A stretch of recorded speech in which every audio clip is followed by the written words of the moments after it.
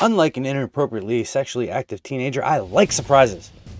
And thanks to an online release of a schedule for D&D Live 2021, that's just what we got. Somebody rolled positive for excitement. Now follow that bird!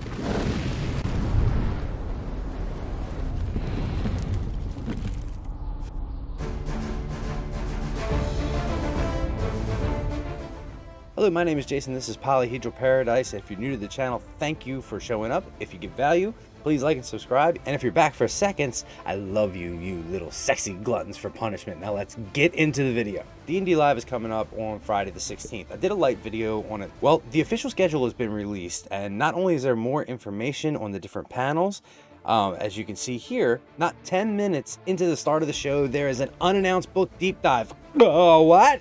That's right, Alithas and Goblins. The already crowded release schedule for the home stretch of the year just got more interesting, as it is now confirmed that we're getting a third official book. Let's take a look at what we already know, then go with speculating.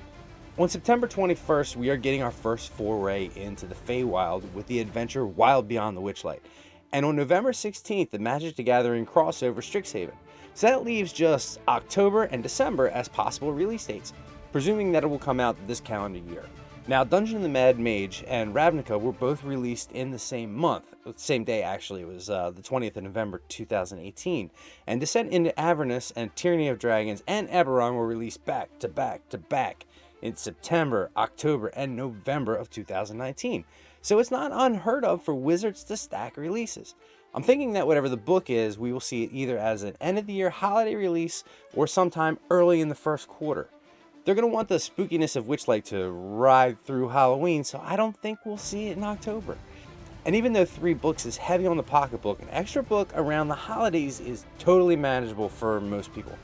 Now, let's talk about what the book may actually be.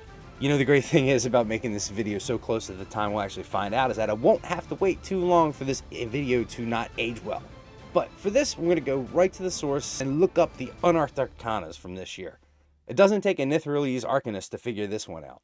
Gothic lineage ties directly into the Ravenloft release, Feywild into Witchlight, and Strixhaven UA into the Magic the Gathering Harry Potter nightmare mishap I call Shithaven. But sorry, we'll save that for another video. So by process of elimination, that leaves only the Draconic options UA as a possible basis for whatever this mystery book is. And if that is the case, what will we be seeing exactly? Let's take a look. Document presents race, feat, and spell options related to dragons in Dungeons & Dragons.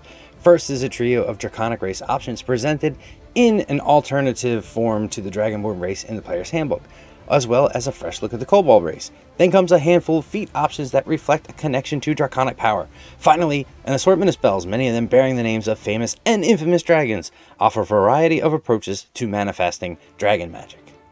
So yeah, there's some interesting stuff in there, and for the first time we really have gem dragons mentioned in 5th edition, so that's something. But what?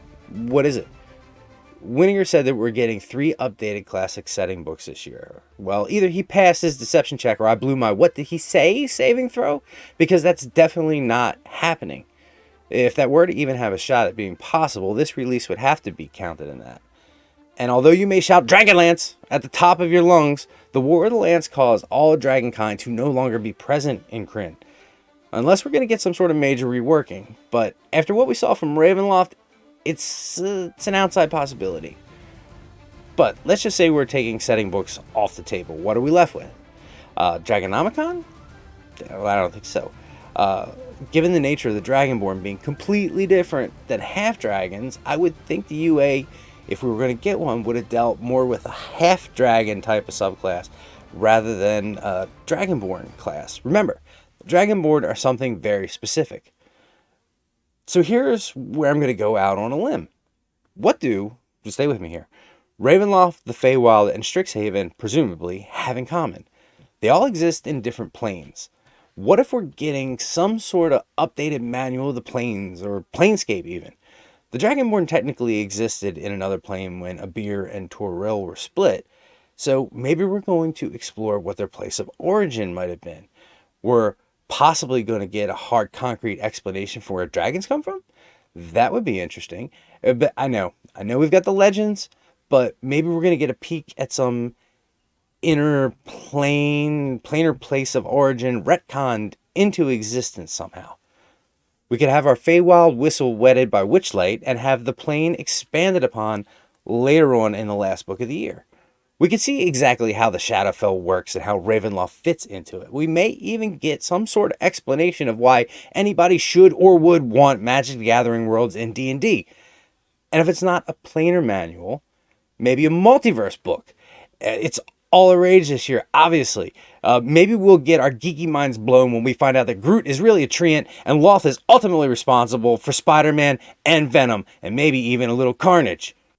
Okay, I went off the rails a little bit quicker than one of my campaigns, but at least I only have to wait till Friday at 3:10 to find out how wrong I really was.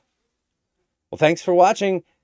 Links for all of our stuff are in the link tree in the description. We will be live streaming and commenting starting at 5 this Friday. We would love you to join us. And that's how it could have ended. But getting this puppy wrapped up and onto YouTube wouldn't prove so easy. Follow me along on this journey, would ya? I had the video all loaded up and ready to go for noon release on the 14th when I see this from Nerd Immersion. Ted! In the video posted in the morning, he goes on to talk about how Amazon dropped a sneaky listing in there for the book, and it's dated October 19th. I gotta stop the upload. Apparently it's already outdated. Well, that's not too bad, really. Just really get over from work, do a quick little re-edit, pull the video down, update it with the new date, and boom, uploaded. All's good, right? Right? Wrong. Because then, I hope she doesn't mind me mentioning this, I got a message from my friend Lisa showing me yet another Nerd Immersion video. And all credit to Ted from Nerd Immersion digging into D&D Beyond and finding the title. It is Fizban's Treasury of Dragons, but that also means that the rest of the video that I shot is completely useless. But not to have sour grapes on anything, to be honest, Ted put in a lot of effort into this. You should really go check out this video, Fizban's Treasury of Dragons. I'll link it in the description. But back to the rant. Speculate and all that date set and completely wrong. It's not coming out at the end of the year. It's not going to be some sort of crazy multiverse book, and it's not going to be some sort of planar book. You do. But you know what? That's how it goes sometimes. And I just wanted to put this video out there because I thought it was fun, and I wanted to do something that you guys would probably enjoy, and I hope you did. So if you liked it, great. If you didn't, sorry I wasted your time. But I'll see you all in the next video. And remember, in the game of life, may you always roll with advantage. What he said. Huh?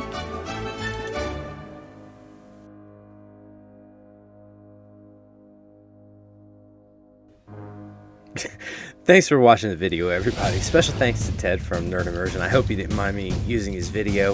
If you like what we do, check out our link tree for all of our socials. And if you're interested in learning more about Nerdholla, check out nerdholla.net. Remember, in the game of life, may you always roll with advantage. I'll see you guys in the next video. Thanks for watching.